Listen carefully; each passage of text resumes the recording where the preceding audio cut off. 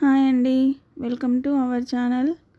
ఈరోజు మనం ఎంతో టేస్టీగా ఉండే టమాటా చారును ఈజీగా క్విక్గా ఎలా చేసుకోవాలో చూద్దాం.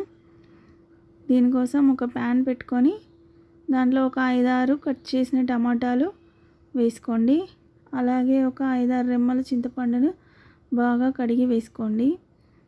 ఒక హాఫ్ టీ స్పూన్ వరకు ఉప్పు వేసుకోండి. అదేవిధంగా కొద్దిగా పసుపును కూడా యాడ్ చేసుకోండి. వీటితో పాటు ఒక హాఫ్ గ్లాస్ వరకు వాటర్ను కూడా వేసుకొని స్టవ్ను మీడియం ఫ్లేమ్లో పెట్టి మూత పెట్టి ఒక 10 to 15 మినిట్స్ వరకు టమాటాలు మెత్తపడేంత వరకు ఉడికించుకోండి. ఆ తర్వాత ఒక ప్యాన్ పెట్టుకొని మనం చారులోకి పౌడర్ తయారు చేసుకుందాం. ఒక టీ స్పూన్ వరకు శనగపప్పు వేసుకోండి. అదేవిధంగా 2 టేబుల్ స్పూన్స్ వరకు ధనియాలు వేసుకోండి. ఒక హాఫ్ టేబుల్ స్పూన్ జీలకర్ర వేసుకోండి. అదేవిధంగా కొన్ని మిరియాలను కూడా వేసుకోండి, ఒక 10-15. చిన్న పావు టీ స్పూన్ వరకు మెంతులు కూడా వేసుకోండి.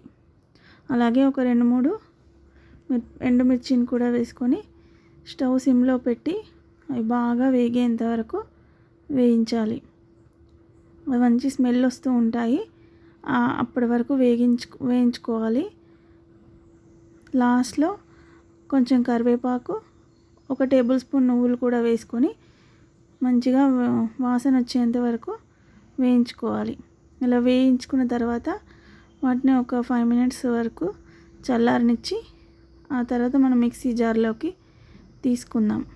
మిక్సీ జార్లోకి తీసుకున్న తర్వాత ఒక 7-8 వెల్లుల్లి రెబ్బలు కూడా వేసి మిక్సీ పట్టుకోవాలి. ఈలోపు మనకి ఇక్కడ టమాటాలు ఉడికిపోయాయేమో చూద్దాం. చూసారు కదా, టమాటాలు ఉడికిపోయినాయి, మెత్తబడ్డాయి. మనం ఇలా గరిటెతో నొక్కి చూస్తే టమాటా ఉడికింది. దీన్ని కూడా ఒక 5 మినిట్స్ చల్లారనిద్దాం. చల్లారనిచ్చి మెత్తగా ఇలా గరిటెతో అనుకొని దాంట్లో వాటర్ వేసుకుందాం. ఒక 1 గ్లాస్ వరకు వాటర్ వేసుకున్న తర్వాత దీన్ని మనం చేత్తో మొత్తం మ్యాష్ చేసుకోవాలి. ఇలా చేత్తో మ్యాష్ చేసుకొని దాంట్లో ఉన్న రసాన్ని అంతా తీసుకోవాలి. మధ్యలో వాటర్ యాడ్ చేసుకుంటూ ఈ విధంగా మొత్తం మనం టమాటా చారుని గుజ్జు నుంచి తీసేసుకోవాలి. ఆ పిప్పిని మొత్తం ఒక జాలి గిన్నెలో వేసుకొని వేరు చేసుకోవాలి. ఇలా చేసుకోవడం వల్ల మనకు టమాటా చారు అనేది చాలా బాగుంటుంది. కొంతమందికి తొక్కలు అవన్నీ మధ్యలో తగులుతుంటే నచ్చవు, కాబట్టి వాటిని మనం మొత్తం తీసేస్తే చాలా బాగుంటుంది. ఈ విధంగా ఒకసారి ట్రై చేసి చూడండి. మనం దీంట్లో వాటర్ వేసుకుంటూ మొత్తం దాన్ని మనం మ్యాష్ చేసుకుంటూ మొత్తం దాంట్లోని రసాన్ని తీసేసుకోవాలి. ఇక మొత్తం మ్యాష్ అయిపోయిన తర్వాత నేను మొత్తం ఆ పల్పునంతా తీసేస్తున్నాను. మనకు మొత్తం రసం అంతా గిన్నెలోకి వచ్చేసింది. ఈ విధంగా చేసుకోవడం వల్ల టేస్ట్ అనేది చాలా బాగుంటుంది. మీరు కూడా చేసి చూస్తే మీకు చాలా బాగా నచ్చుతుంది.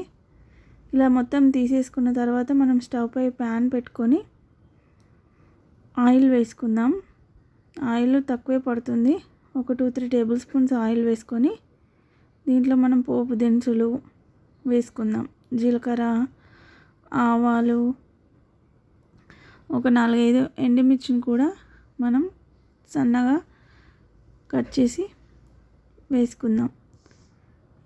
ఇలా వేగుతూ ఉంటే మనం దీంట్లో కొంచెం కరివేపాకు కూడా వేసుకుందాం. అలాగే ఒక 5-6 వెల్లుల్లి రెమ్మల్ని ఇలా చిన్నగా కట్ చేసి వేసుకోవాలి. ఇలా వేసుకోవడం వల్ల ఈ పోపు అనేది మంచి స్మెల్ వస్తుంది. దీనివల్ల చారుకు మంచి టేస్ట్ కూడా వస్తుంది. అలాగే ఒక ఆనియన్ని మనం సన్నగా పొడవుగా కట్ చేసుకొని వేసుకొని మంచిగా వేయించుకోవాలి. దీంట్లో ఒక హాఫ్ టీ స్పూన్ వరకు పసుపు వేసుకోవాలి.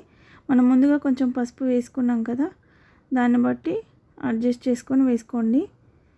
అలాగే ఒక హాఫ్ టీ స్పూన్ వరకు కారం వేసుకోండి.